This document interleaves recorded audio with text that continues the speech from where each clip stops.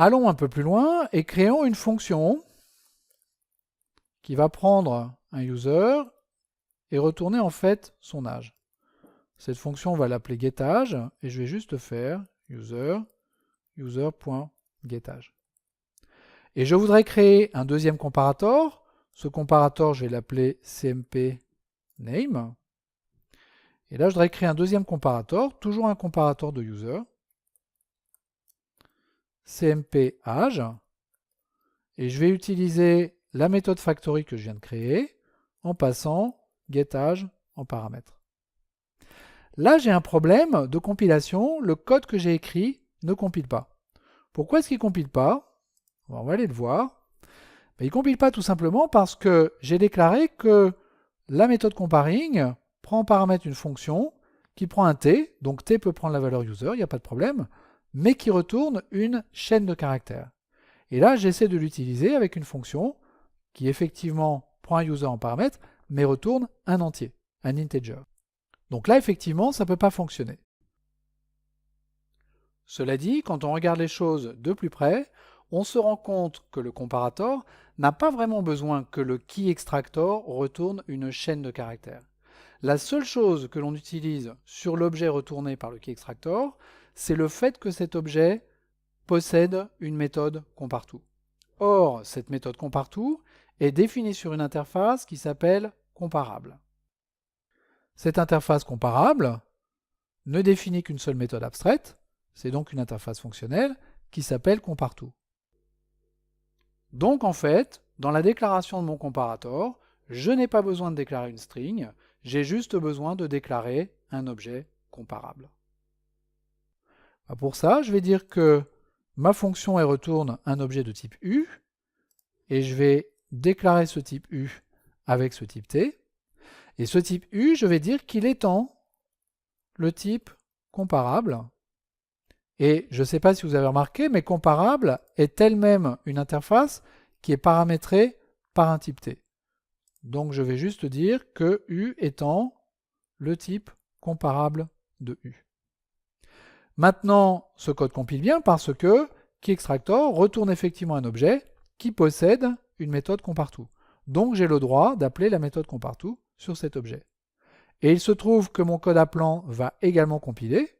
Pourquoi? Parce que string en tant que type étend le type comparable de string et que le type integer, donc la classe integer en tant que type, étend également le type comparable. Si une classe implémente une interface, on dit que le type représenté par cette classe étend le type représenté par cette interface. Donc string et integer sont bien deux classes qui implémentent l'interface comparable, donc mon code va fonctionner. Et je vais pouvoir comparer mes utilisateurs, Kylian, N'Golo et Blaise, en fonction de leur âge. Cela dit, si j'ai créé ce deuxième comparateur, ce n'est pas tout à fait pour cette raison. Si j'ai créé ce deuxième comparateur, c'est parce que je voudrais créer un troisième comparateur, un comparateur de user, que je vais appeler CMP tout court, et qui va me comparer d'abord en fonction du nom, et ensuite en fonction de l'âge, si jamais ces deux personnes portent le même nom. Et cette méthode, j'ai envie de l'appeler ZenComparing. Et cette méthode ZenComparing, c'est encore une fois le même genre de méthode que la méthode AndZen de consumer ou la méthode AND de prédicat. Est-ce que c'est une méthode statique ou une méthode d'instance? À l'évidence, on l'appelle sur un comparateur qui existe, donc c'est une méthode d'instance. La méthode compare, c'était une méthode statique, mais ce n'est pas le cas de comparing. Qu'est-ce que je prends en paramètre? Tel qu'on l'a écrit, je prends un comparateur en paramètre. Et qu'est-ce que je retourne? Eh bien, à l'évidence, je retourne un autre comparateur, puisqu'on l'affecte dans une variable de type comparator. On va donc maintenant pouvoir écrire comparing. C'est une méthode qui retourne un comparateur de t, qui s'appelle ZenComparing, et qui prend un comparator de t également, que je vais appeler other. Ça peut évidemment pas être une méthode abstraite, parce que comparator ne serait plus une interface fonctionnelle, donc il s'agit d'une méthode par défaut. Si je fais return nul pour le moment, le code de mon interface doit compiler, et le code appelant doit compiler également, ce qui est le cas. Donc maintenant, comment est-ce que je peux implémenter cette méthode ZenComparing? Cette méthode ZenComparing, elle retourne un comparator. qui est une interface fonctionnelle implémentée par une lambda expression. Pour trouver la forme de cette lambda, j'ai besoin d'identifier l'unique méthode abstraite de cette interface fonctionnelle, qui est ici la méthode compare. Je copie le bloc de paramètres, je le colle ici, petite flèche vers la droite, et je suis censé retourner un entier. Donc j'ai commencé par retourner 0, le code de mon interface compile, donc je suis sur la bonne voie, et à ce stade, je vais pouvoir commencer à réfléchir à l'implémentation correcte de ce comparator.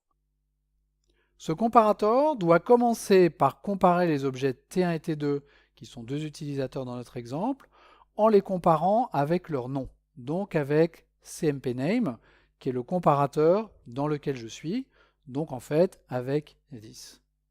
Et puis si jamais ce comparateur ne peut pas discriminer ces deux utilisateurs, donc si ces utilisateurs ont même nom, il va falloir que je les compare en fonction de leur âge.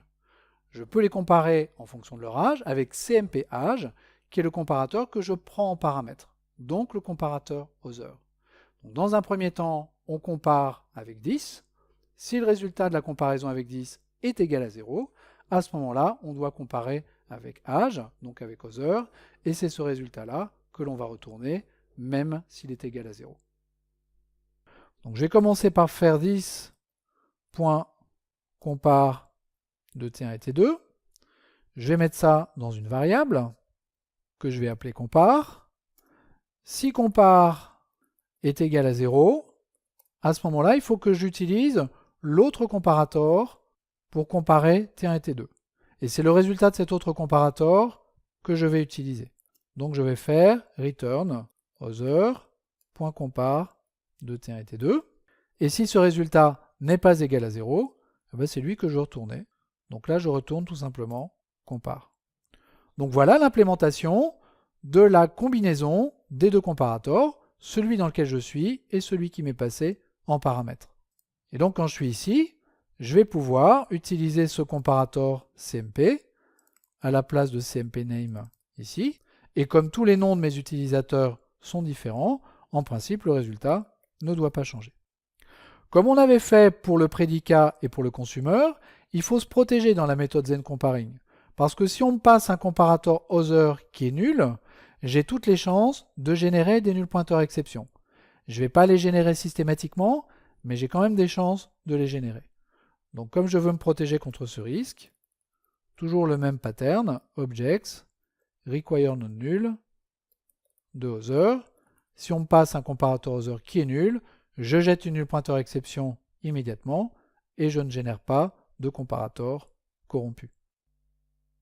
Cela dit, le code que j'ai écrit jusqu'à présent ne me satisfait pas encore complètement. Pourquoi? Parce que je combine deux comparateurs, et ça c'est très bien, c'est ce que je veux faire, sauf que ces comparateurs, en fait, ils dépendent directement de la fonction d'extraction que l'on a utilisée.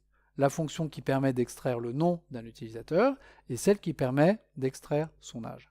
Donc en fait, ce que j'aimerais faire, c'est passer à l'API directement ces fonctions d'extraction, qui sont les véritables informations qui me permettent de construire le comparateur combiné, et que l'API se débrouille toute seule pour construire les comparateurs intermédiaires et pour les combiner directement.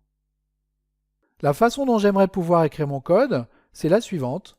Je vais inliner cmpName, et puis ici, j'aimerais juste passer la fonction getAge en paramètre. Et du coup, j'aurai plus besoin de ce comparator ici. Ça, c'est le pattern que j'aimerais vraiment pouvoir écrire. Je crée un comparator en comparant mes utilisateurs en fonction de leur nom, puis en les comparant en fonction de leur âge. Ça me paraît beaucoup plus lisible et beaucoup plus naturel d'écrire les choses comme ça. Et là, j'ai un problème de compilation. Pourquoi? Parce que la méthode zenComparing que j'ai écrite, elle ne prend pas une fonction, mais elle prend un comparator. J'ai donc besoin d'une autre méthode zenComparing qui, elle, va prendre la fonction que je lui passe en paramètre dans le code appelant. Donc retournons dans comparator. Je vais créer une autre méthode que je vais directement créer comme une méthode par défaut, parce que je sais que ça va être une méthode par défaut. Elle porte le même nom que la méthode zenComparing que j'ai déjà, mais elle ne va pas prendre les mêmes paramètres, elle va prendre une fonction qui prend un objet de type T, donc ici c'est un user, et qui va retourner un objet de type U qui doit lui aussi être un objet comparable, puisqu'on va appeler une méthode comparTo dessus. Et cette fonction, je vais aussi l'appeler keyExtractor. Pour l'instant, je vais juste dire que cette méthode retourne nul. Le paramètre de cette fonction U, il n'est pas défini au niveau de l'interface comparator, mais je peux le définir également au niveau de la méthode. Et exactement comme on avait fait pour la méthode factory, je vais même dire qu'il étend comparable de U, parce que cette fonction, il faut qu'elle me retourne des objets qui soient comparables. Donc j'ai juste collé extend comparable de U ici. Et maintenant, cette méthode, comment est-ce que je peux l'implémenter? Je peux l'implémenter en implémentant directement la méthode compare, comme on l'a fait dans les autres méthodes. Mais en fait, je suis déjà dans un comparator, et à partir du keyExtractor que l'on me passe en paramètre, je peux construire ce comparator other. Donc ce que je peux faire aussi, c'est quelque chose comme ça. Créer ce comparator de t que je vais appeler other, à partir de la méthode factory que j'ai, qui s'appelle comparing, et qui est ici, et qui prend le keyExtractor en paramètre. Donc ça me crée le comparator other, et ensuite je peux retourner this.thenComparing other en appelant l'autre méthode par défaut que l'on vient de programmer. Dans cette méthode thenComparing, on pourrait réécrire la lambda expression explicitement.